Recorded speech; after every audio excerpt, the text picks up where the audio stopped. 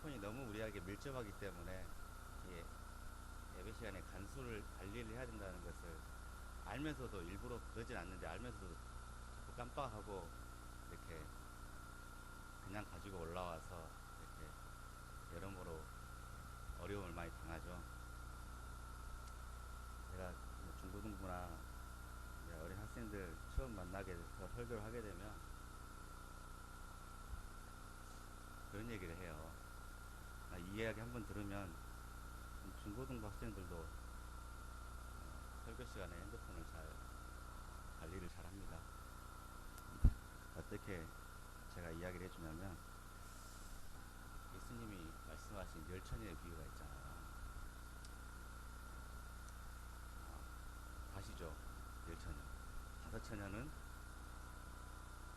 이렇게 똑똑하고 준비를 잘한 처녀이지 않습니까? 그리고 다섯 처녀는 미련한 처녀죠.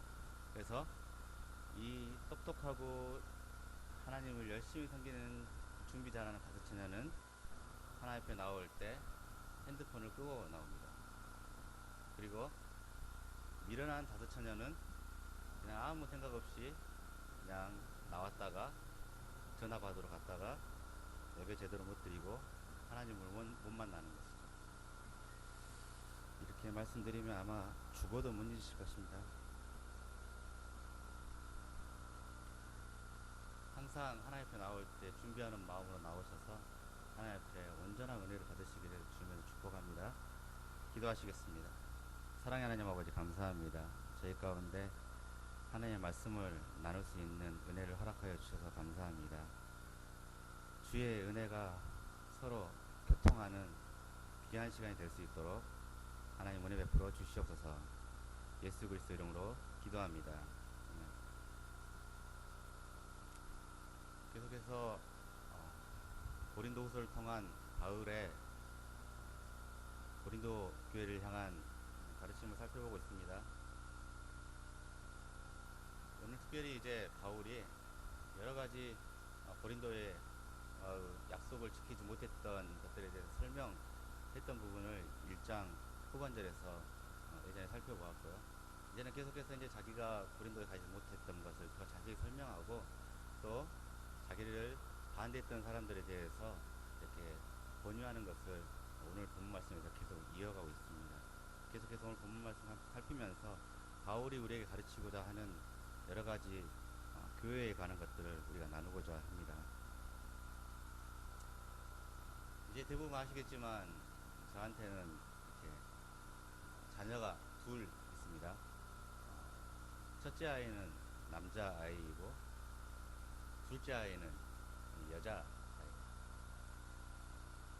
이게 제가 설교하다 보면 이렇게 제 살아온 경험이나 아니면 제 주변에서 이렇게 하나님께 배운 것들 설교에 사용할 때 예화로 사용할 때가 많거든요.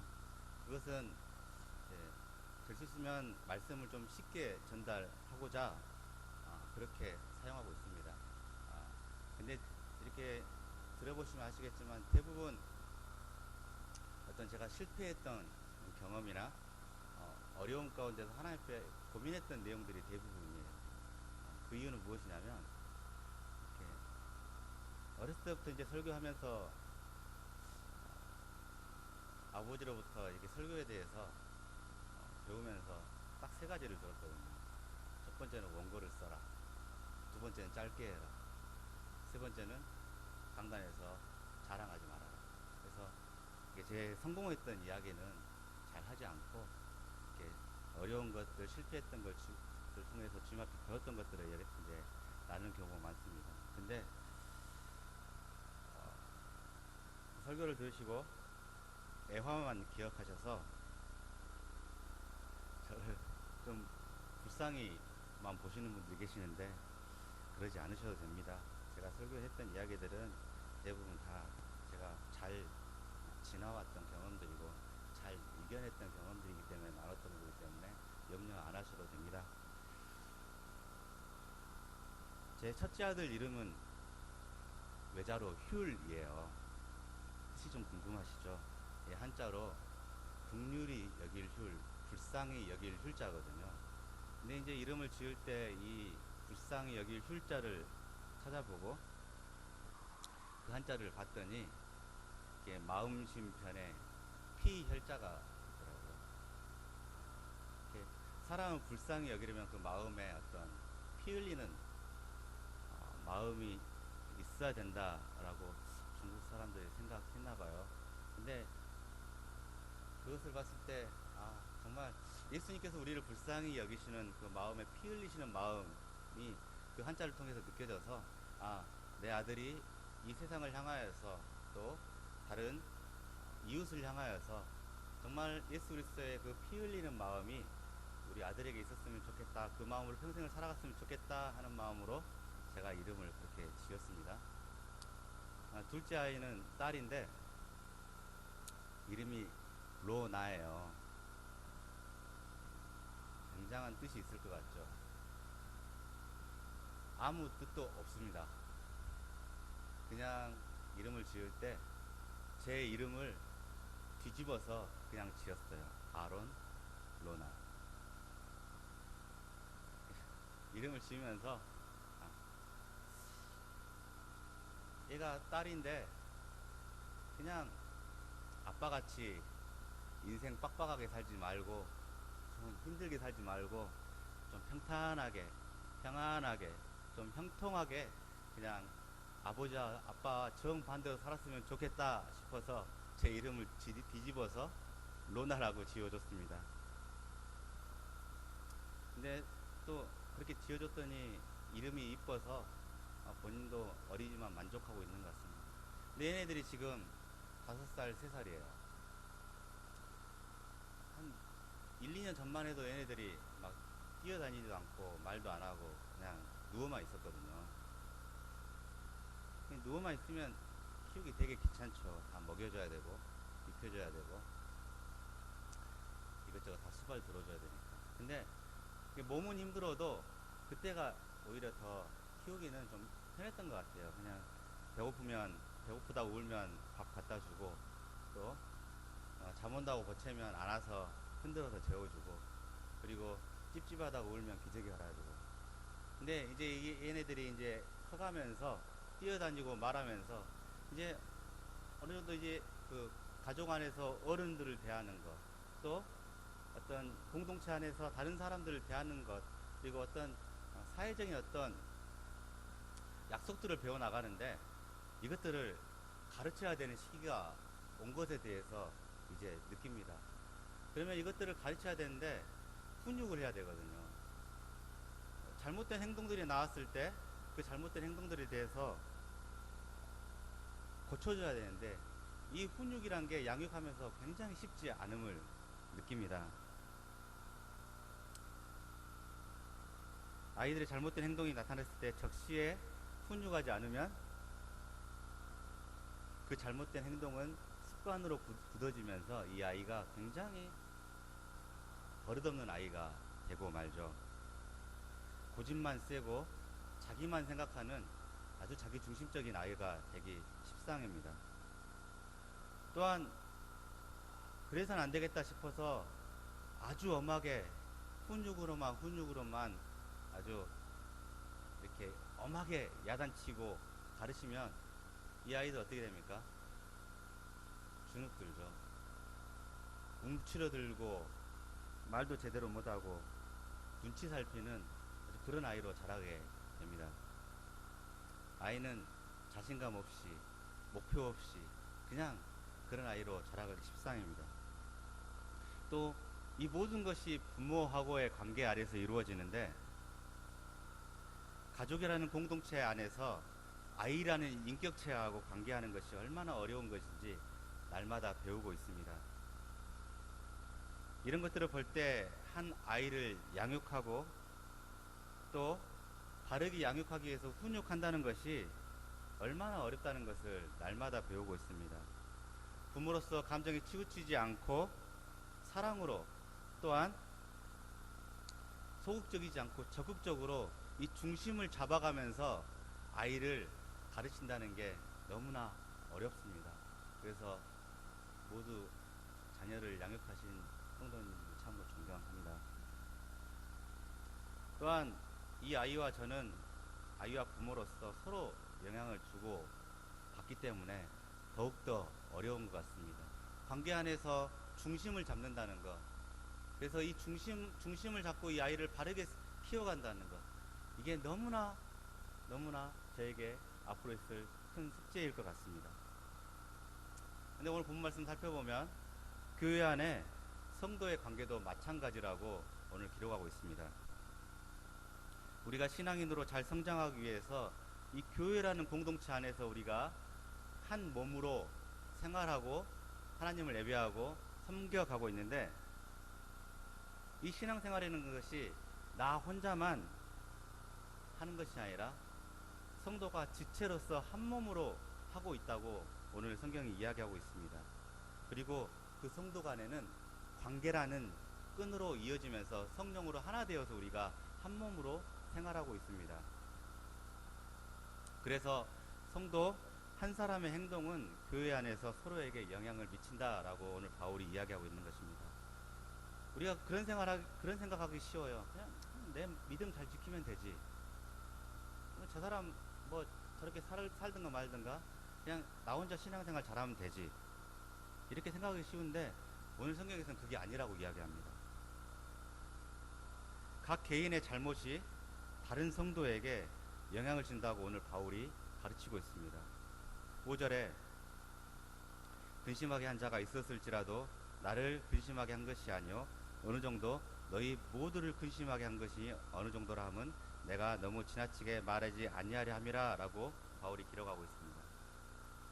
지난번에 말씀드렸다시피 이 고린도 교회 안에 굉장히 큰 문제를 일으킨 사람이 들이 있었던 것 같아요. 정확한 그 문제는 나와 있지 않습니다, 사실.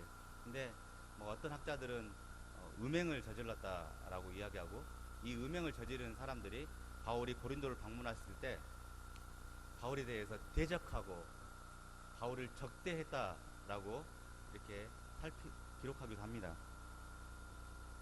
근데 이 교회 안에서 음행하고 이 음행함으로 그것을 가르치기 위해서 왔던 바울에 대해서 적대하고 죄를 지었던 이 사람에 대해서 바울이 그 사람의 죄는, 그 사람의 적대함은, 그 사람의 교회 공동체 안에서의 어떤 잘못은 나에게만 영향을 미친 것이 아니라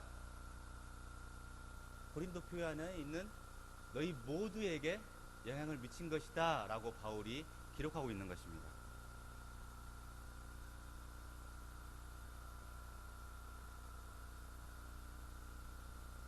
이 사람의 죄악은 자신의 신앙에만 그릇된 결과를 가져온 것이 아니라 교회 전체적으로 근심을 갖게 만들었다라고 바울이 이야기합니다. 그래서 바울이 이 아주 심각한 죄를 저지른 사람에 대해서 징계할 것에 대해서 권면하고 있는 것입니다. 그래서 바울이 급작스럽게 찾아가서 교회를 바로 세우기 위해서 이 사람을 가르치려고 했고, 또한 2장 2절에 보면 눈물로 편지한 그 편지를 통해서 이 사람을 권면하려고 했던 것입니다. 바울은 이 죄진 사람을 징계할 것에 대해서 교회에 권면하는 방문을 하고 눈물의 편지를 보냈습니다. 교회 안에 죄가 있을 때 그 사람으로 끝나는 것이 아니라 교회에 전반적으로 영향을 미치기 때문에 바울이 성도를 위해서 눈물을 흘리며 징계하려고 했었습니다. 교회 안에 죄가 있는데 눈을 감아버리면 아까 말씀드렸다시피 버릇없는 아이처럼 교회의 질서가 무너집니다. 우리는 성령 안에서 관계로 이루어졌기 때문에 성도 한 사람 한 사람이 서로 영향을 주고 받습니다. 그렇기 때문에 교회 안에서 죄에 직면하였을 때 반드시 기도와 질서를 바로잡는 행동이 필요합니다. 바울은 6절에서 이러한 사람은 많은 사람에게 벌 받는 것이 마땅하도다 라고 기록하면서 교회 안에 징계에 대해서 이야기하고 있는 것입니다. 여기서 언급된 벌이란 단어는 책망이라는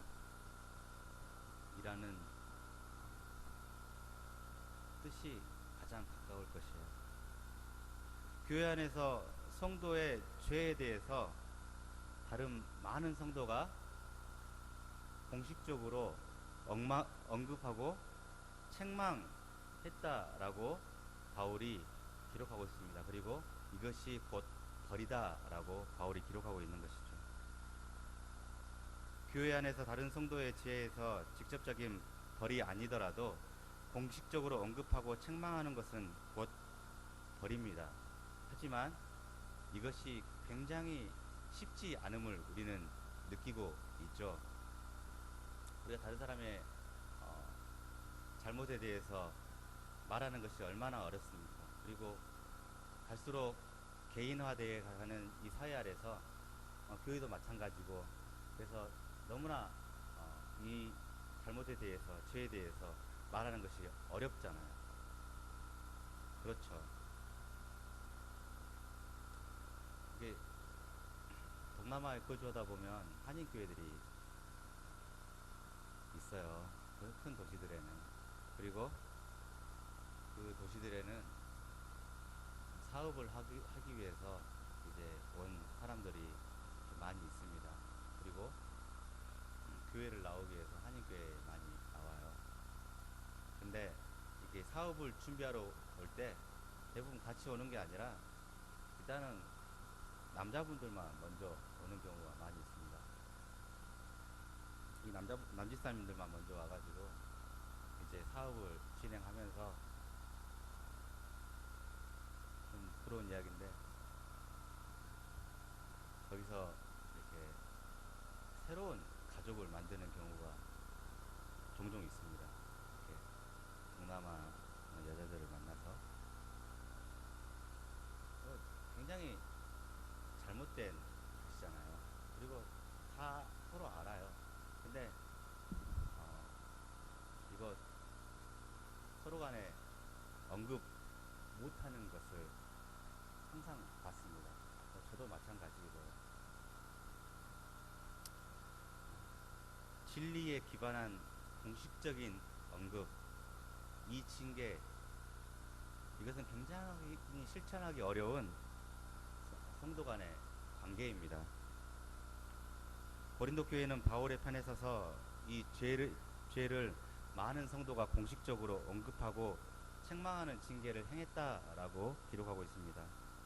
그리고 바울은 이 공식적인 언급으로 말미암아 교회가 바로 섰기 때문에 너희가 잘했다라고 바울이 칭찬하는 것입니다. 굉장한 용기를 낸 것이죠.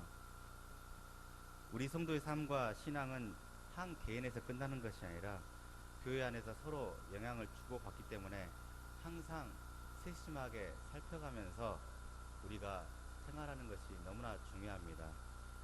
나의 죄악이 다른 사람에게 영향을 미치고 다른 사람의 죄악이 나에게 영향을 미치기 때문에 항상 나의 삶을 살피고, 또한 다른 사람이 죄를 지었을 때 정말 주님의 사랑으로 권면하는 일이 너무나 필요한 것이라고 바울은 이야기하고 있습니다. 교회 안에 죄가 있을 때 반드시 그 죄를 끊는 질서가 필요합니다. 교회 안에서 죄를 그냥 방치하면 교회의 질서는 무너지고 복음이 퇴색되기 때문입니다. 그렇지만 오늘 7절 말씀을 또 이제 읽어 나가다 보면 바울은 이제 7절에서 이제 그 죄 지은 사람을 용서하라고 다시 권면하고 있습니다. 그런즉 너희는 차라리 그를 용서하고 위로할 것이니 그가 너무 많은 근심에 잠길까 두려워하노라 라고 편지합니다. 심각한 죄를 짓고 바울을 대적했던 사람들을 이제 용서하라고 바울이 권면하고 있는 것입니다. 이로 미뤄볼 때 바울이 그 사람을 징계하려고 했던 것은 바울의 개인적인 감정에서 시작된 것이 아니었음을 유추해 볼 수 있습니다. 바울의 눈물의 편지를 받은 고린도 교회는 그 사람들을 공식적으로 언급하며 징계했습니다. 그리고 그 사람들은 교회 성도들의 징계와 비판 아래 잘못을 회개하고 교회 안에서 근심하고 있었던 것 같습니다. 바울은 그렇게 그들이 회개했기 때문에 이제 그 사람들을 그만 용서하라고 다시 권면하는 것입니다. 그 이유는 교회의 징계가 지나쳐서 그 사람이 근심에 잠김으로 실족해서 하나님을 떠날까 두렵기 때문에 그만 용서하라고 하는 것입니다. 그 말은 무슨 말이냐면 그 사람 편에서 생각하는 것이 아니라 그 사람의 영혼을 살펴봤을 때 이제 그 사람들을 그만 용서하는 것이 맞다라고 바울이 이야기하는 것입니다. 사람을 살펴봤을 때 그 사람들을 용서하는 것이 아니라 그 사람들의 영혼, 하나님 앞에 있는 그 사람들의 영혼을 바라봤을 때 이제 용서하는 것이 맞다라고 바울이 판단하고 권면하는 것이죠. 바울도 우리와 똑같은 사람이기 때문에 교회를 깨뜨리는 심각한 죄악을 짓고 그리고 그 죄악을 짓고 나서도 자기에게 심각하게 적대적으로 행동했던 그 사람들을 인간적으로 용서하는 것은 쉽지 않았으리라고 생각합니다. 사람 그 자체만 바라봤을 때는 바울도 용서가 결코 쉽지 않았을 것입니다. 이 바울이 얼마나 꼬장꼬장한 사람입니까? 성격이 보통 사람은 아니리라 짐작이 됩니다. 장담컨대 저는 뭐 길지 않은 인생이지만 이 바울처럼 이렇게 극단적으로 성격으로 꼬장을 피워본 적은 저는 없는 것 같아요. 이 성격적인 면에서 젊었을 때 바울보다는 조금 덜하지 않을까 싶습니다. 무슨 말이냐면 물론 시대가 다르고 어떤 종교적인 배경이 좀 다르긴 하지만 자기하고 어떤 종교적인 어떤 이념이 다르다고 그 사람들을 잡아 죽이겠다고 잡아다가 죽음에다 갖다가 던져놓는 그러한 사람이 바울이었잖아요. 사람 죽이겠다고 잡으러 다녔죠. 저는 그래 본 적 한 번도 없습니다.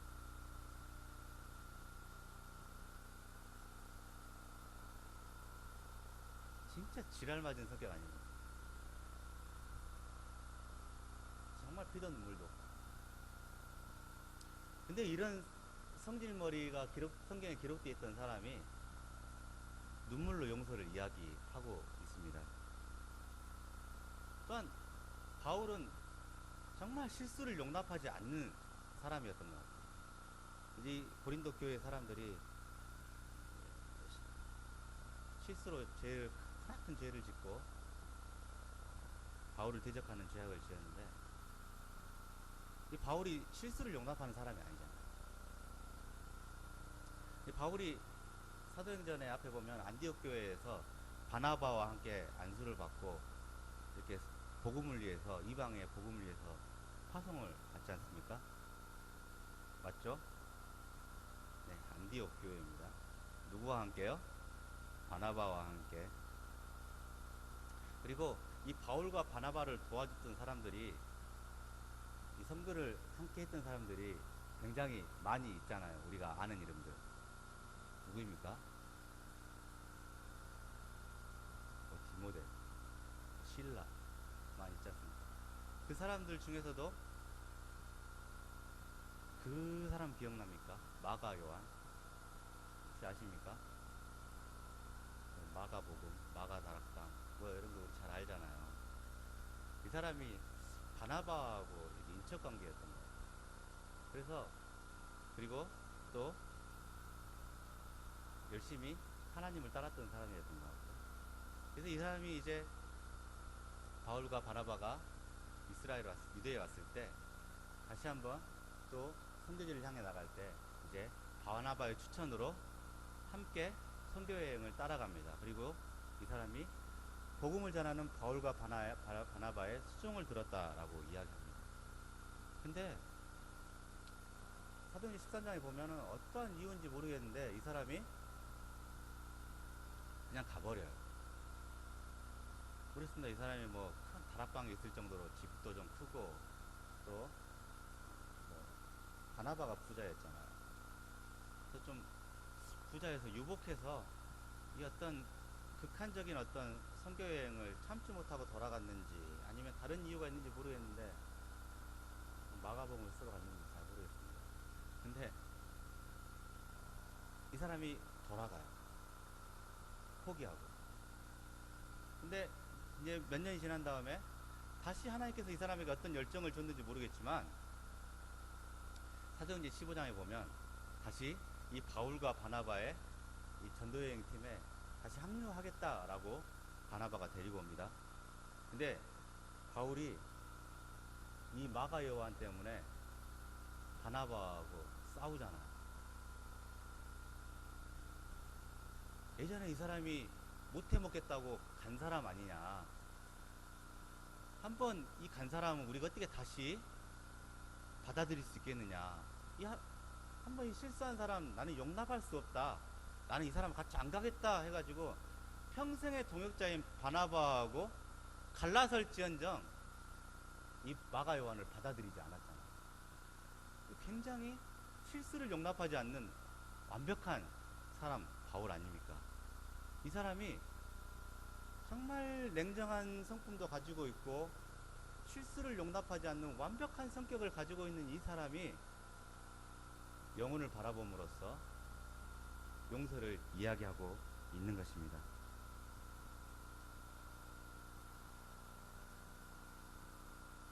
그리고 그 용서의 이유는 오직 하나입니다.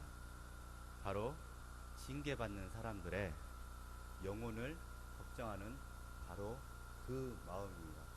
하나님의 눈으로 바라보는 영혼을 바라보는 그 마음으로 이 바울이 용서하는 마음을 가질 수 있었고 그러한 눈으로 그 영혼들을 바라봄으로 너희도 용서하라고 바울이 권면하는 것입니다.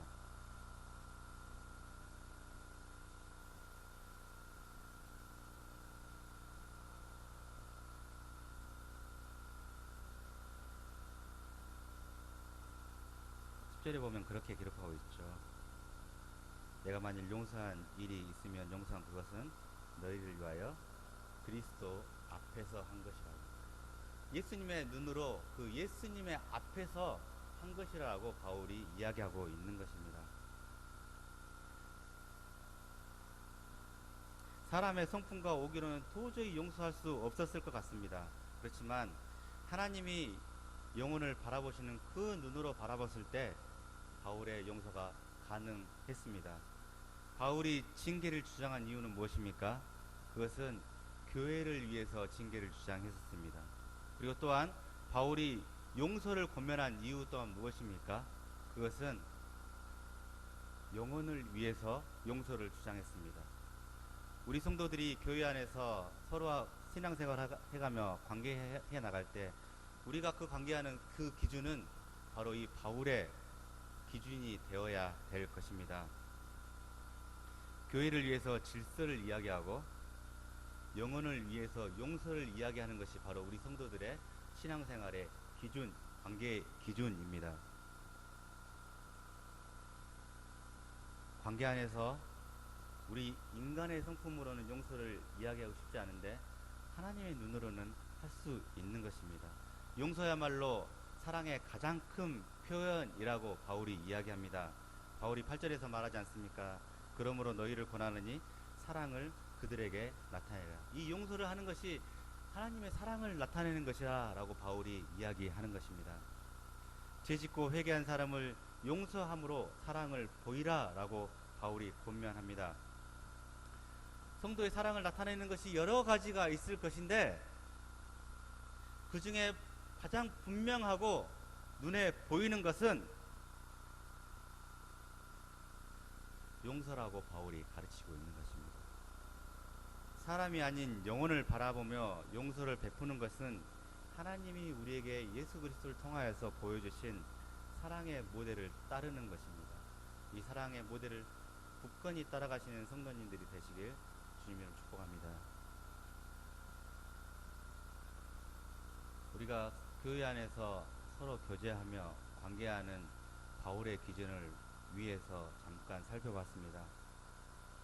죄에 대해서는 교회를 위해서 분명히 질서를 세우고 회개했을 때는 영혼을 바라보며 용서하는 것이 그 기준이라고 말씀드렸습니다. 죄에 대해서는 엄격하고 죄를 지은 사람에 대해서는 긍휼한 마음을 가지는 것이 바로 바울의 마음이었습니다. 그리고 이것은 하나님을 믿는 우리 성도들의 태도, 기준이 되어야 될 것입니다. 그리고 이것은 예수님이 우리에게 가르쳐 주신 죄와 죄인에 관한 태도, 바로 그것입니다. 이 요한복음 8장에 보면 예수님이 성전에서 가르치시는데, 이 요한복음 8장 1절에서 11절 보면 음행한 여인이 나와요. 현장에서 음행을 행하다가 간음하다가 붙잡힌 여인이 나옵니다. 나올 것입니다. 예수님이 아침에 성전에서 사람들을 가르치셔요. 근데 이 예수님을 대적하던 바리새인과 서기관들이 음행한 여인을 현장에서 잡아서 끌고 옵니다. 그리고 그 여인을 끌고 온 이유는 예수님을 시험하기 위해서 끌고 옵니다. 무슨 시험을 하려고 했느냐? 우리가 전통으로 배운 모세의 율법에서는 이 현장에서 가늠하다가 잡히면 돌로 쳐 죽이라 했는데, 선생님 당신은 어떻게 생각하십니까? 이 여자를 죽여야 됩니까? 아니면 당신이 평소에 이야기하던 대로 살려야 됩니까? 라고 이야기해. 예수님을 시험하는 목적으로 데리고 와요. 그때 우리가 잘 알듯이 예수님께서 뭐라고 말씀하십니까? 죄 없는 자가 돌로 치라고 말씀하십니다. 그때 뭐 바리새인들만 돌 들고 있었던 것이 아니라 아마 아침에 예수님께 말씀 들으려고 왔던, 그 가르침을 받으러 왔던 사람들도 다 돌을 들었던 것 같아요. 왜냐하면 예수님이 그 말 하신 다음에 밑에다 글씨 쓰고 올려다 봤을 때 아이로부터 어른까지 한 명도 남아있지 않다라고 그렇게 있잖아요. 그래서 성전 앞에 있는 사람들이 다 그 말에 양심의 가책을 느끼고 떠나갔다라고 이렇게. 예수님을 시험하러 왔던 사람들 얼마나 참 민폐입니까? 자기들이 예수님 대적하려고 예수님 말씀 들으러 왔던 사람들까지 다 말씀도 못 듣고 이렇게 가책을 느끼고 쫓겨가게 만들 정도로 이렇게 민폐를 끼치잖아요. 그래서 예수님이 이 말씀하신 다음에 다른 사람들이 돌을 놓고 떠나갔을 때 이제 오직 예수님과 여자 둘만 남게 됩니다. 예수님께서 그 다음에 이 여자에게 말씀하셨죠. 나도 너를 정죄하지 않는다. 네가 돌아가서 다시는 죄를 짓지 말라. 이 요한복음 8장 11절에 이 예수님이 죄에 대해서, 또한 죄인에 대해서 어떻게 판단하시는지 그 관점이 녹아 있습니다. 예수님께서는 8장 11절에서 이 죄를 짓고 끌려온 여인에게 나는 너를 정죄하지 않는다라고 말씀하세요. 하지만 앞에 보면은 뭐라고 하시냐면 너는 다시는 죄를 짓지 말라라고 말씀하십니다. 이 말이 무슨 말이냐면 이 여인을 정죄하지 않지만 네가 오늘 아침에 잡혀온 그 사건, 그리고 네가 지금까지 이전에 살았던 그 네가 행했던 그것들은 분명하게 예수님께서 이것은 죄다라고 못을 박으신 것이에요. 내가 너의 죄에 대해서도 말하지 않고 눈 감아줄게. 이것이 예수님의 태도가 아니었던 것이죠. 네가 지금까지 살아왔던 것, 그리고 오늘 아침에 네가 행했던 것, 이것은 분명하게 하나님 앞에서 죄다. 하지만 네가 이제 이 사람들 앞에서 죄를 받고 하나님 앞에서 벌을 받고 네가 회개한다면 나도 너를 정죄하지 않으마, 너를 용서하마 라고 이 영혼을 바라보시면서 용서하시는 것이 예수님의 죄와 죄인을 다루는 태도인 것입니다. 죄에 대해서는 분명하게 말씀하시고 죄인에 대해서는 긍휼한 마음을 가지시는 것이 예수님의 태도입니다. 이 예수님의 태도가 우리의 태도가 되기를 주님의 이름으로 축복합니다. 죄에 대해서는 분명하게 죄라고 말하는 진리가 우리 가운데 있어야 될 것입니다. 또한 영혼을 바라보면서는 한없이 용서하는 사랑의 마음이 우리에게 있어야 합니다. 교회의 질서를 위해서는 책망을 말하지만 영혼을 바라보면서는 용서를 말하는 바울의 마음 또한 우리의 마음이어야만 합니다. 이렇게 되어질 때 교회는 바로서고 그 바로선 교회에서 우리 성도들의 관계, 신앙은 온전하게 성장해 갈 것입니다.